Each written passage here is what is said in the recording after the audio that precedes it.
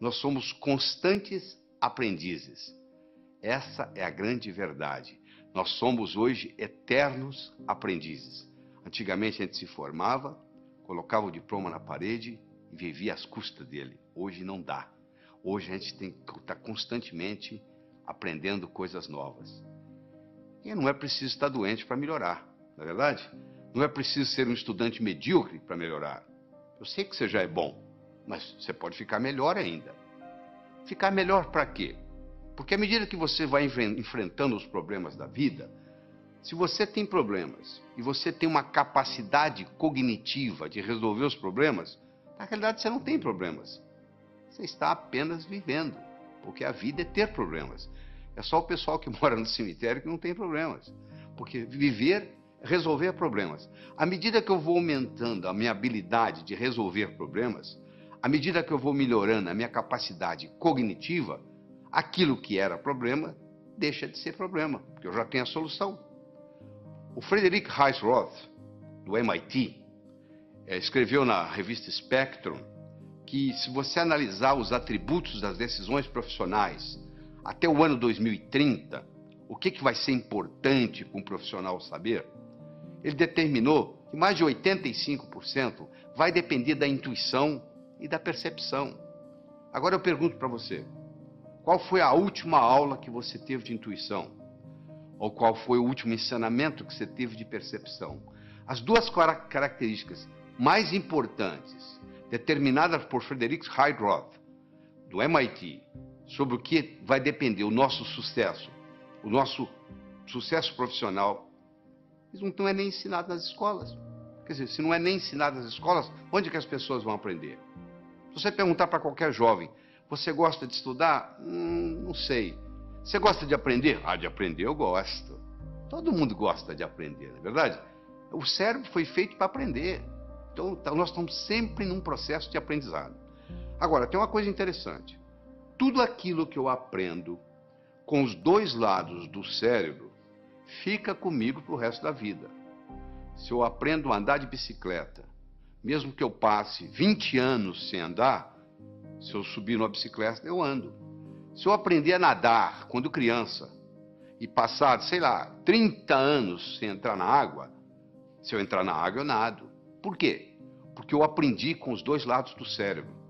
Infelizmente, aquilo que a gente aprende na escola, se você fizesse hoje uma prova, a última prova que você fez como estudante na sua vida, se você repetisse essa prova hoje, você não ia tirar nem metade da nota que você tirou naquela época, não é verdade? A maioria que você aprendeu, você esqueceu. Você esqueceu por quê? Porque você aprendeu só um lado do cérebro. Em pedagogia, existe uma parte da pedagogia chamada heurística.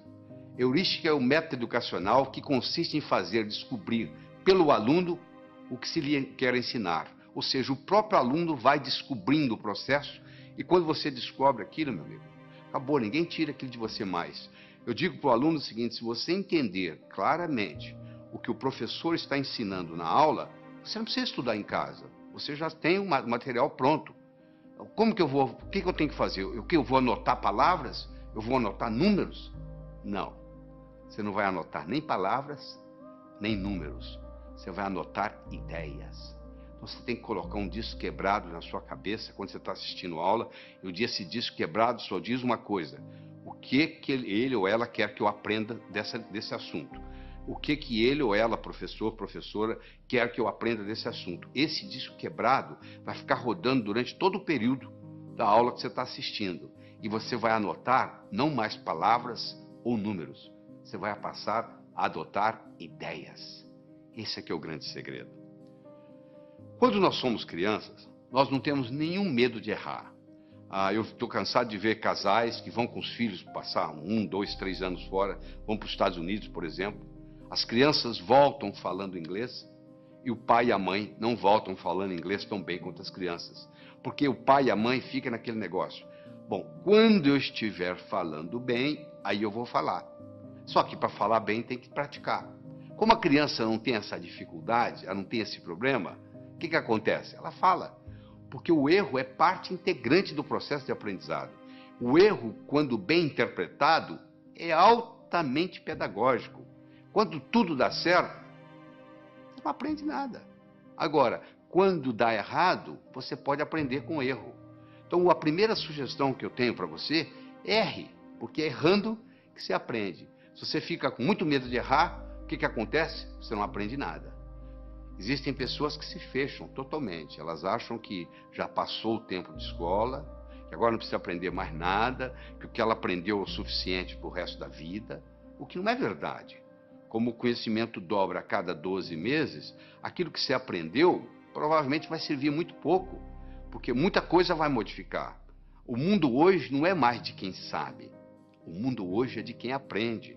Porque quem sabe pode saber coisas que são obsoletas, que não servem mais. Muitas vezes o que atrapalha a gente não é o que a gente não sabe, é o que a gente sabe e que não funciona mais. No cérebro está armazenada a nossa inteligência, que nos diferencia dos outros animais. O que é inteligência? Eu estou perguntando para você agora. O que você acha que é inteligência? Qual seria a sua definição de inteligência? Deixa eu lhe dar uma definição de trabalho.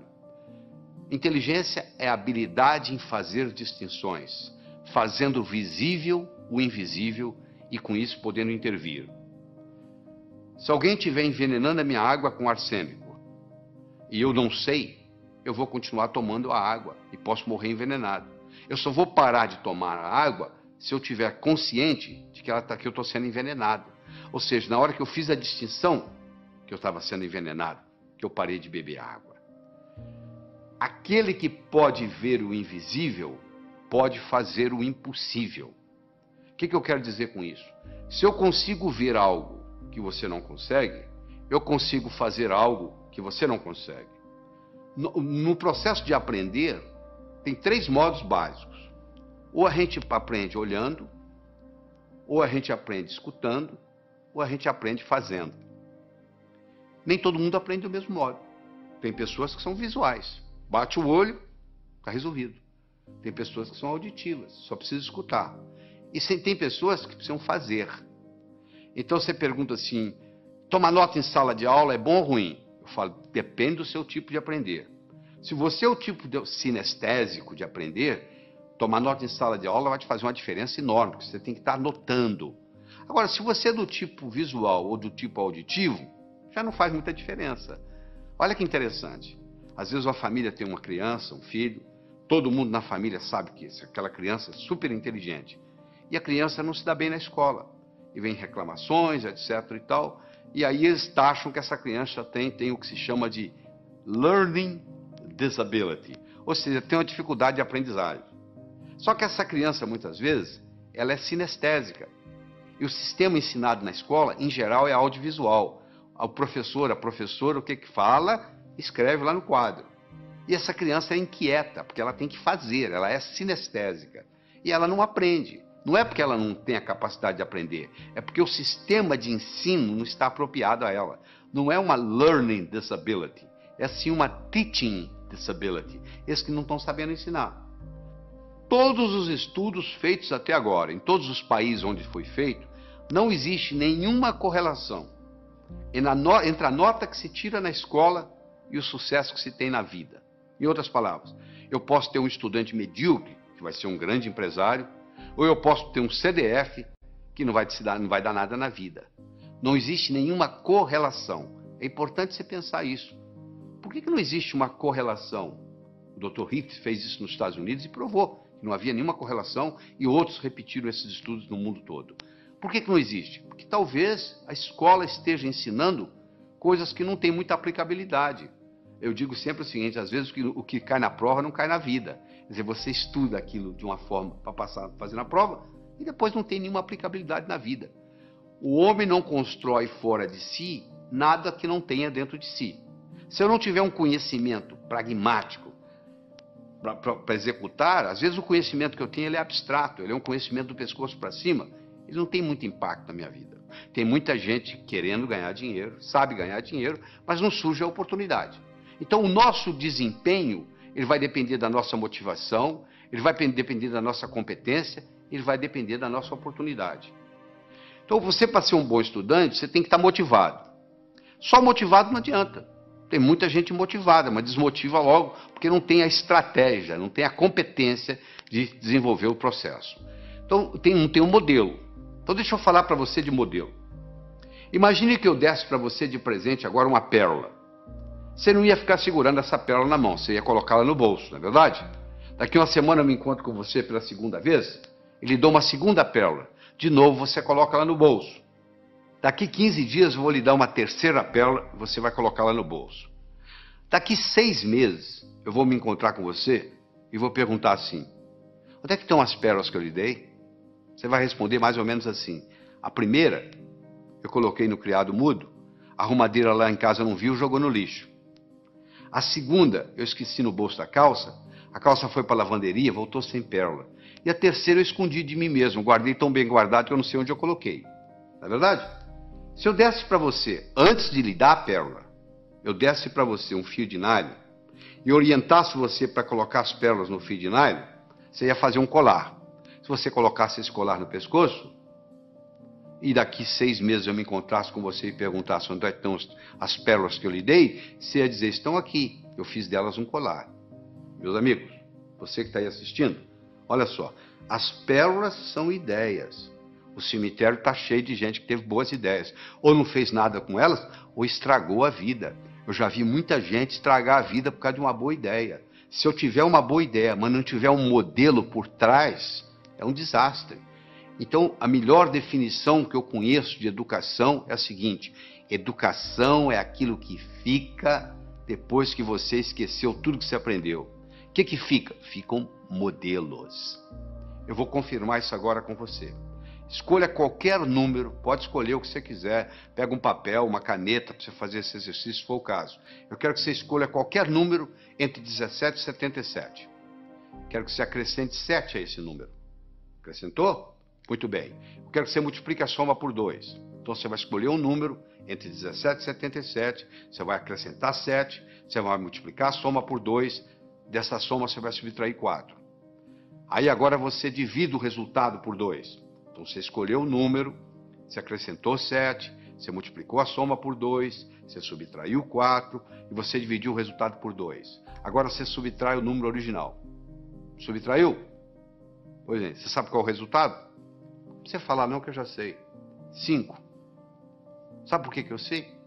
Porque eu criei um algoritmo cujo resultado dá 5. Quer ver? Olha só, eu criei um algoritmo assim: você escolhe um número X, você acrescenta 7 a esse número, tá certo? Aí você pega esse resultado, x mais 7, multiplica por 2, dá 2x mais 14. Você pega esse 2x mais 14, você tira 4, dá 2x mais 10. Você pega esse 2x mais 10, divide por 2, dá x mais 5. Você tira o número original, que é x, o que sobra? 5. Não é mágica, não, isso é tecnologia. O resultado vai dar 5, não tem nenhuma dúvida. Então eu criei um algoritmo cujo resultado é 5. Do mesmo modo que eu posso criar um algoritmo para ter sucesso profissional, e o resultado vai ser sucesso. Então, quando eu tenho um algoritmo, quando eu tenho um programa testado, e eu coloco aquilo na minha estrutura psicológica, o resultado é muito simples. Inteligência é coisa que se aprende, é coisa que se adquire. Só 15% da nossa inteligência é herdada. 85% é adquirida. Em qualquer fase, em qualquer idade, em qualquer profissão, nós podemos melhorar a nossa inteligência. Vamos imaginar que você gosta de futebol, tá? Que você está domingo à tarde assistindo uma partida de futebol. E o seu time fizeram um pênalti contra o seu time e o atacante principal do seu time vai bater o pênalti. E ele bate o pênalti, só que a bola pega na trave. Se você observar esse atacante, nos próximos 10 minutos, ele joga mal. Por que ele joga mal? Porque ele fica ruminando aquilo: poxa, eu perdi uma oportunidade de fazer meu time ganhar, poxa, perdi o pênalti. Então, até ele se recuperar daquilo, leva um tempo. Imagina você está fazendo uma prova de 80 perguntas. Você tem 4 horas para terminar a prova. Você encara o primeiro problema. Você fica 7, 8 minutos no problema e não consegue resolver. Sabe como é que a sua autoestima faz? Vai lá no pé. Pronto, a sua autoconfiança acabou. O resto da prova você já não tem o mesmo desempenho mental. Olha que interessante. Para fazer prova existe estratégia. Você quer estratégia? Você lembra quando você era criança, você jogava vareta? Soltava as varetas na mesa? Qual que você pegava primeiro? A mais fácil. E depois? A mais fácil. E depois? A mais fácil. Você não ia buscando a mais fácil? Então, na prova é a mesma coisa. Você tem que pegar a prova e dividir ela em questões A, B e C.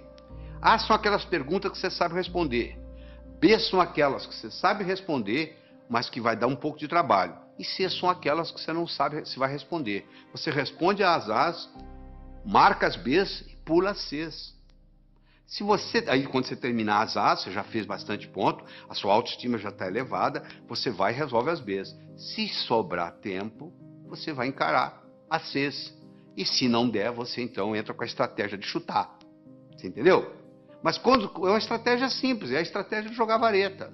Mas uma pessoa que não tem essa estratégia simples na cabeça, ela encara uma prova, um concurso, ela pensa que tem que responder na ordem, 1, 2, 3, 4, 5, 6. Por azar, ela pega uma pergunta que é difícil para ela, que ela não sabe a resposta, e ela perde ali 6, 7, 8 minutos e sai dali desanimada, já a autoestima já lá embaixo. Olha o impacto que tem. Uma explicação simples dessa, olha a contribuição que faz para você, olha a diferença que isso faz.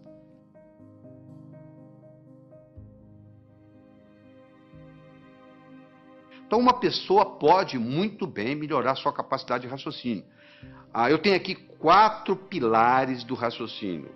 Um eu chamo de passo a passo, o outro eu chamo de visualização, o outro eu chamo de reformulação e o outro eu chamo de exclusão. Esses são os 4 pilares. Quando eu ensino para a pessoa a trabalhar com esses 4 pilares, essa pessoa automaticamente melhora a sua inteligência lógico-matemática. Então vamos fazer o seguinte, vamos começar com passo a passo. Eu tenho as seguintes cores. Eu gosto do laranja mais do que eu gosto do vermelho. Eu gosto do verde menos do que eu gosto do azul. Eu gosto do azul menos do que eu gosto do anil. Eu gosto do vermelho menos do que eu gosto do violeta. Eu gosto do verde mais do que eu gosto do amarelo. Eu gosto do violeta mais do que eu gosto do anil. E eu gosto do laranja menos do que eu gosto do amarelo. Qual é a minha cor favorita? Olha que eu tenho aqui só 7 cores. Imagine se eu tivesse 70 e fizesse esse raciocínio. Olha onde que você chegaria. Você pode começar a trabalhar nisso aí, se você vai ficar, tem gente que leva meia hora, 1 hora e não consegue chegar à conclusão, porque não pegou o modelo ainda. Eu vou lhe ensinar o modelo, você vai resolver isso em 10 segundos. Porque é muito simples, olha como é que o modelo é simples. A primeira está escrita assim, eu gosto do laranja mais do que do vermelho. Então laranja passa a ser a minha cor favorita. Eu vou procurar onde é que tem laranja. Vai lá no 7 tem laranja. Lá está dizendo que eu gosto mais do amarelo do que do laranja. O amarelo passa a ser a minha cor favorita. Eu vou procurar onde tem amarelo. Eu vou lá no 5, tem amarelo. Eu gosto do verde mais do que do amarelo. O verde passou a ser a minha cor favorita. Vai lá no 2, onde está o verde. Olha lá. Eu gosto do verde menos do que do azul. O azul passou a ser a minha cor favorita. Eu vou onde tem azul. Eu vou lá no 3, tem azul. Eu gosto do azul menos do que eu gosto do anil. Anil passou a ser a minha cor favorita. Eu vou lá no 6, olha lá. Eu gosto de violeta mais do que eu gosto de anil. Violeta passou a ser a minha cor favorita. Eu vou lá no 4, onde tem violeta, e confirmo. O violeta gosto mais do que o vermelho. Com a conclusão que eu cheguei, a minha cor favorita é o violeta. Olha que bacana. Na hora que eu criei esse esquema, pronto, agora ficou fácil. Eu tenho um modelo, sabe por quê? Eu aprendi a pensar passo a passo. Esse é um jeito, é aprender a pensar passo a passo. Você já deve ter aprendido o teorema de Pitágoras, né? O quadrado da hipotenusa é igual à soma dos quadrados dos catetos. Se a minha hipotenusa é 5, que no caso aí é o A, o quadrado de um dos catetos é 4, 4 vezes 4, 16, do outro é 3, 3 vezes 3, 9, 16 e 9, 25, o quadrado de 5 é 25. Não é isso? E daí? O que eu vou fazer com esse? O quadrado da hipotenusa é igual à soma dos quadrados dos catetos. O que isso vai ter? A aplicabilidade que isso vai ter na minha vida? Olha aí na figura. Você está vendo aí, ó? Está aí a hipotenusa, que são 25 quadrados. Um cateto, que é o B, é 4, dá 16 quadrados. O outro é 3, dá 9. 16 e 9, 25. Se eu estou numa arquitetura, numa construção, eu quero construir 2 salões que correspondem a um terceiro. Olha aí, se eu uso isso aí, está resolvido o problema. Olha a aplicabilidade que isso tem. Agora que você visualizou, você entendeu a aplicabilidade, agora você tem motivação para aprender. O terceiro pilar do pensamento é a reformulação. Quanto que é 2/3 de uma metade? Você sabe? 2/3 de uma metade. Metade de 2/3 é 1/3. Então, você reformulou, mudou a ordem e resolveu. Às vezes você não resolve o problema porque você não está sabendo reformulá-lo. Você reformulou, você está numa prova, reformula o problema. Às vezes você não resolve daquele jeito. Você tem